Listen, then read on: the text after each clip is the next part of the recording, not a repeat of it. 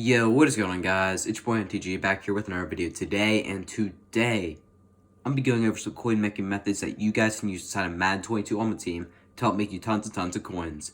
Again, if my voice sounds a little off today, just a little under the weather, I'll be perfectly fine though. No big deal. We're gonna keep it moving. We're gonna try to progress on the channel. So if you guys like the video, make sure to like, subscribe, comment down below, and turn on post notifications. And without further ado, we'll top right into the video. Alright, so you guys can see we're here on the home screen.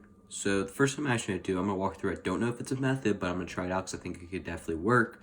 So I got some 95 overall Super Bowl cards. Got about 182,000 training worth.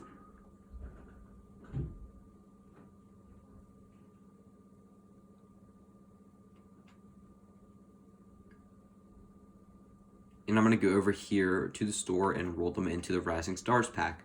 The reason I'm doing the Rising Stars pack is because there's a 92 Justin Jefferson, which goes for a decent amount of coins, which is one of the worst pulls you can get in this pack overall wise. So it could definitely be profit here, considering that you can get a very high overall card. That's what I did with like the Ndamukong Suh card, which was earlier in the year when he got the Thanksgiving upgrade. His price went up. As you guys see, we're pulling 94s right now. I figured, hey, this probably does work because you make about, I'd say anywhere from 40 to 50K on the 94s, then most of the 92s you'll lose about 20K. So it's a 2 to 3 pull ratio, or I guess a 2 to 1 pull ratio. You can pull for 92s and 94s to break even, but also if you pull Justin Jefferson, you'll be making coins as well. So I think this is a legitimate method. The 95 roll goes for a little bit more as well. He's for like 160K.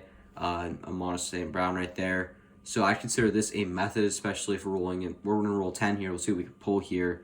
125 is about 700. We'll call it 750K total into training. Maybe a little more actually. We'll call it 1 million coins worth of training. Now I think about, we'll call about 1 million coins worth of training. As you guys can see, we're pulling 94, so we're doing pretty well. Hopefully, again, we can pull just, well, we prefer to pull 94s and 95s, but Justin Jefferson would not be the worst pull in the world, as AJ Terrell is also not a bad one. He goes for about 70K, I know, so he's one of the better ones. He almost breaks your pack even, so definitely take that. Here we go, AJ Dillon. And actually, I'm going to get together a little bit of training real quick so we can open up one more here as we're 60 training short. AJ Dillon right here. And we'll open, actually no, we'll just call it there. We'll call it there. We got 10 of them in, so we're going to see if we made coins. So try to do the math in my head. 1 million coins, we'll quickly look. These cards, we'll still be selling these for 60K pop, 240. 92 AJ Terrell, about 70K. Actually, no, he's about 60K as well. All right, so we'll call it 300K between all those cards. 94s, though, you can see. Probably sell for about 130. So we'll call them 130 pop. 1, 2, 3, 4, 5. 130 times 5 is about 650K. So we're going to end up breaking even here. And we didn't have the greatest rule of all time. So I consider this a slight method. It is a lot of risk involved, but you could definitely make some coins off. And I know you could probably even sell Amon St. Brown for slightly more here. You may be able to sell them for like 140 at certain points in the day. So, you know, it just depends. I think it's a very risky method, but I also think you make coins off it. You guys also got to remember, we got about, I believe it was 12,000 extra training too, so that also got factors in. So I think we break even, you know, after we sell everything for the prices. We're going to break even on that, but now we're going to talk about some legit methods. The first one up right here is if you do this pack right here, where you trade in 83 to 84. We'll quickly see if we have one. I actually do not. I have only power-ups, but if we trade those in, there's a lot of expensive cards in the set. Let's look. Cedric Wilson right here, 122K. Probably sell for about 100K. We look at Danny Amendola. It's currently about 25K. Gronk is probably, the 85s are about 5K a pop. So we look here. Terrell Adams, 20K.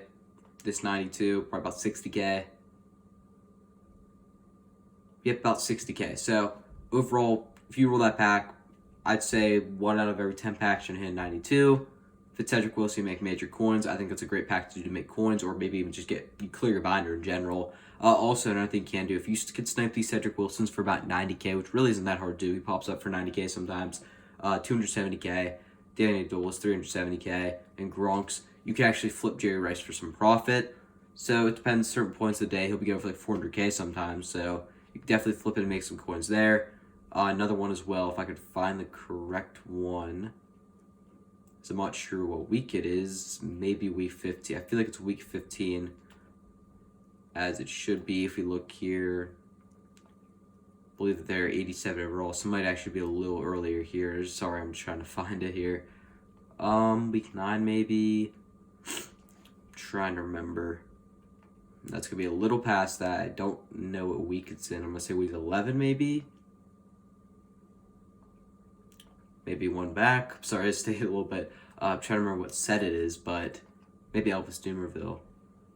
No, it's gotta be one forward then. We gotta be super close. We gotta be super close. So week 12 potentially. Seth Joyner, is this the one? Yes, Rasul Douglas. If you guys didn't know, he's a little bit down in price right now. If you guys didn't know, he got a free card. Everybody wants to get him. Everybody gets it for free, so his price skyrocketed.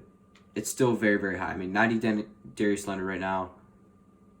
You can get these guys for 30k. But if you do the sets here, 183, 380 to 82s, you can pull Rasul Douglas. You know, I'd recommend doing the other one because I think it's just slightly better. Because you can pull like Kendrick Bourne here. I mean, it's not going to be really that pricey. So, I mean, I'd recommend doing the other one. But also, you can do that one. It's not a bad option as well. Other things you can do, just go on mutt.gg. Look and see if there's any expensive cards. Like I mentioned, the Jerry Rice is pretty expensive. Maybe Patrick Surtain. I think it was like week 11 maybe. No, it was Jonathan Taylor. Week 10 maybe is Patrick Surtain. Anyway, whatever week Patrick Surtain is. If you end up doing him week 12 here. He got a Team of the Year upgrade 2 or 3 weeks ago. Maybe able to flip for some profit. I'm not sure his price right now, but there's tons of ways. Look in these sets. You can flip them for some profit.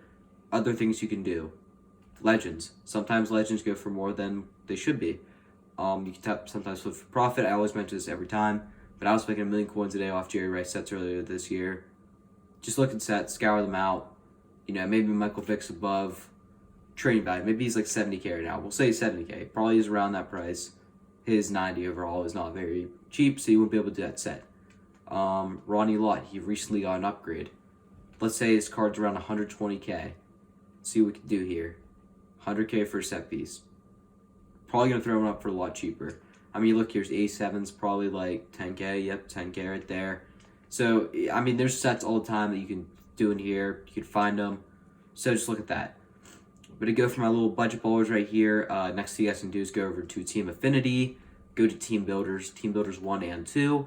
You'll be able to find some sets to flip in there, especially cards that get upgrades. For example, Baker Mayfield, whatever he got his flashbacks card, you were able to flip him, make some coins. Tons of those guys.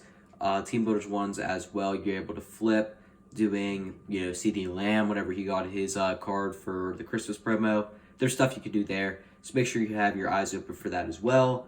And finally, one last thing you guys can do is just the get a player method, exchange your cards.